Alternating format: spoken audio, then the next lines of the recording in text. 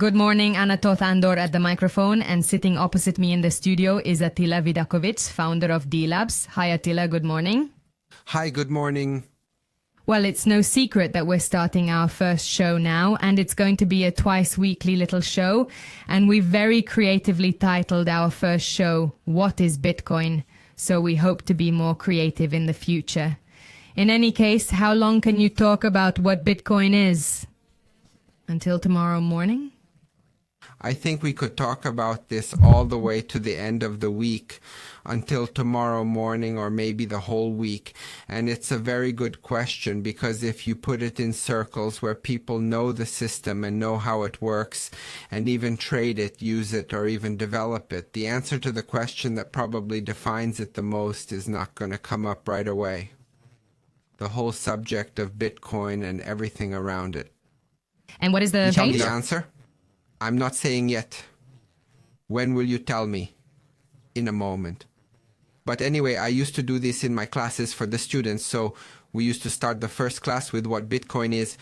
And then I would tell them that I can give all kinds of answers. I don't usually get what I expect. We hear that it's the first cryptocurrency, the technology that brought us blockchain and things like that. The fact is that it really does not come straight away, which is the best way of defining where we are now. It's a cultural revolution. Bitcoin is a cultural revolution, and it can now be said that it's impacting major industries, it's impacting people, and it's shaping our lives, our everyday lives. Shaping, but for how many years? I seem to recall that it has been in the public consciousness for a few years, but the history of Bitcoin goes back further than that. Of course, Bitcoin was launched on the 3rd of January, but there were events before that as we got to Bitcoin. We'll talk about that, I think, in the later broadcasts. The cypherpunk movement and crypto-archism will take it from there. That's when something started. However, where we went, he said it was a wider circle. Yes, so you could say that sometime in the 2010 weeks or so, the information got out to the masses that there was such a thing as Bitcoin. They didn't know much about it, but at least people had heard the term by then. And pretty much all of these exchange rate cycles, when there were peaks, there was always this big explosion in how many people were introduced to Bitcoin and cryptocurrencies. We had a similar situation around 2013. And before that, it was really only those who were deeply involved in the technology and saw the miracle that we were on the path to, that when it really became what they wanted it to be, history will prove it.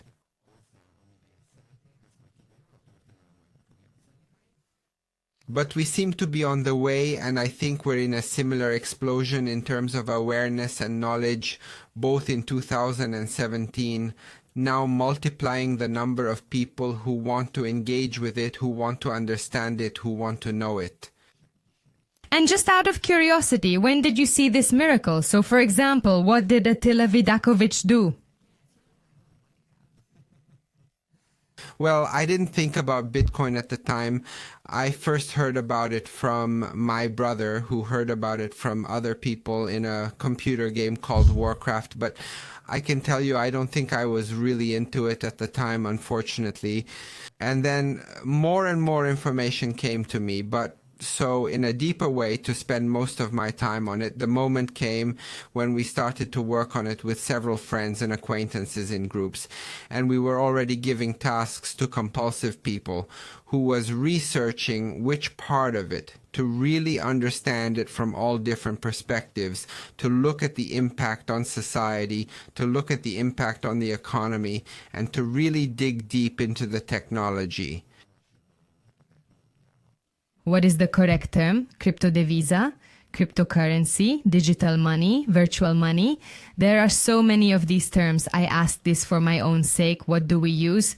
What is the right one? Probably economically, cryptocurrency is correct, but what the public is used to, and so these terminology issues, I think that in the whole crypto world now, it's all about what we hear, what we know. So I try to always adapt to who I'm talking to. So in one company, crypto devisa, then crypto devisa. In another, cryptocurrency, then cryptocurrency. Returning more specifically to Bitcoin, how many pieces of Bitcoin are currently in the world? At the moment, it's almost 19 million, or maybe a little bit more. So we're around 19 million. And the total number of Bitcoins that can be mined is finite. It's about 20 million, not exactly 20 million, but about 20 million. So the 19 million that is in circulation but can still be mined, that's an extra 6 million. Come on, 8 million? What, two? 1927? 21? 21, sorry. Yes. So 19 million and you can mine 2 more? 21. Yes, but many Bitcoins are stuck in the wallet because they've lost their private key or somehow can't be accessed, and they stay there forever. Unfortunately, there are no absolutely certain figures on this. There are estimates. It seems to be at least 600,000 Bitcoins, but some people think it is several times that. Could this number increase, or is this all there is and this all there expanding? is? Can't the founder expand it? No, the founder can't expand it either. One way it could be expanded is if the user community who maintain the network, the miners and the point miners, they collectively decide to change the protocol. They set a date, which is usually done by setting a date for the block at which a protocol change will occur. And that's how it could be changed, but that is unlikely to happen because it would reduce the value of the Bitcoin. And one Bitcoin can be broken down into 100 million pieces, so it could go on increasing in value for a very long time, so that one Satoshi is the smallest unit. So one Satoshi is 100 million Bitcoins, so that it is not too big a denomination to be used in our everyday lives. And I can even buy a Satoshi if I don't have the equivalent of a Bitcoin in my pocket. Exactly. So it can be divided by the smallest unit. Let's quickly talk about the main features. What we hear immediately is decentralization. Let's explain this. Yes, so decentralized something has no center to rule over it. It's a very exciting thing because in the economy, especially money, to have a currency that is not controlled by anybody but is really in the hands of the community is a very new thing. Humanity is learning this, and obviously there will be many pitfalls, there are expected risks, and there are unexpected risks that we will face later. The way decentralization works with Bitcoin is that it is open to anyone to step into any role. He can either store the entire Bitcoin register on his computer, or he can contribute to the maintenance of the network with his computing capacity, which we call mining. And this is motivated by the fact that he then benefits from the Bitcoins circulating in the fingertips. And if he gets involved in maintaining the network in this way, he is also part of the operators, and everyone has the same rights to it, with internet access and hardware, which today can only be a target device because there is no point in using our home computer. We will certainly talk about mining in a separate program. If we stick to decentralization, the fact that there is no central bank behind it, not a central bank as the case may be. You have just said the positive effects, but there are plenty of negative ones. Let us add that. Of course it has negative effects, precisely because it is not regulated, so it is subject to effects that cannot be controlled. One of the things we see is that the exchange rate is moving around, And why is it not regulated? Because it can't be regulated, because you can't stop it from operating, you can't stop a transaction, you can't close accounts. It opens up a world that we used to call the Wild West.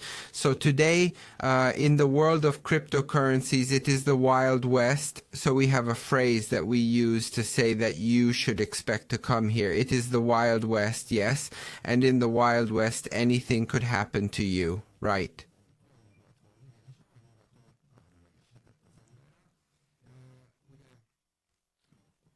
They are trying to regulate it now, but they can't really, because there are no tools in the hands of the authorities to stop it. You can investigate an event, but you cannot stop it. So the most that can be done is to investigate what has already happened. This gives room to the gray and black economy, and on the other hand, what a monetary policy does, for example, does not work here, because you cannot reduce interest rates. You cannot raise interest rates. You cannot withdraw bitcoins from circulation. You cannot issue more bitcoins than you need to. So that is why I said not so long ago that for the time being, humanity is learning the basics of a non-power economy. Is Bitcoin the first cryptocurrency? The first working cryptocurrency, but not the first attempt. There were plenty of attempts before that. We'll talk about that too, but that's all for now. Attila Vidákovics, founder of D-Labs, thank you very much. This is Anna Andor Toth. We will come back to the Morning Monitor and we will continue on Thursday. Hi, Attila. Thank you very much. Bye.